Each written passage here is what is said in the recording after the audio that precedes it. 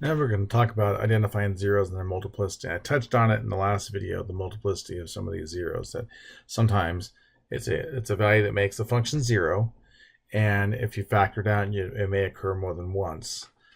Like we had something like x minus 2 quantity squared, so that had multiplicity too. So if a polynomial contains a factor of the form x minus h to the p power, the behavior near the x-intercept h is determined by the power p.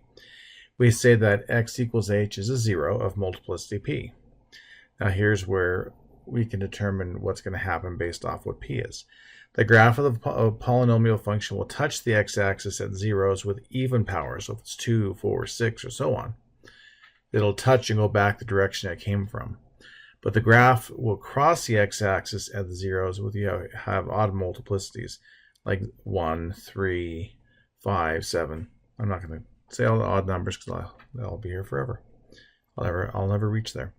Anyway, the sum of multiplicities is the degree of the polynomial function.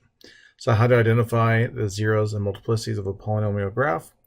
If a graph crosses the x-axis and appears almost linear at the intercept, it is a single 0. If the graph touches the x and bounces off, so it goes back the way it came, off the axis, it is a 0 with even multiplicity. If the graph crosses the x-axis at a 0, it is a 0 with odd multiplicity. The sum of the multiplicities is n. This includes non-real zeros. So use the graph of the function of degree 6 to identify the zeros of the function, their multiplicities, possible multiplicities. So we wouldn't know unless we actually were to have the function. So here's a 0. So negative 3, 0 has even multiplicity.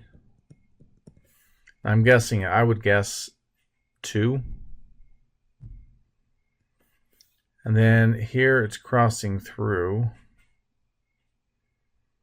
at negative 1. So negative 1, 0, it's going through. So it's got odd multiplicity. And I would say that's a 1 probably because it looks pretty straight there. Then at 4, it's crossing again. So at 4, 0, it has odd multiplicity.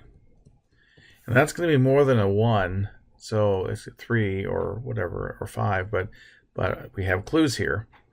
The fact that it kind of flattens out and then it crosses, it's going to be multiplicity 3. Why? Because 2 plus 1 plus 3 is 6. So that's what they would have to be for this one. Okay. And our next topic is determining end behavior.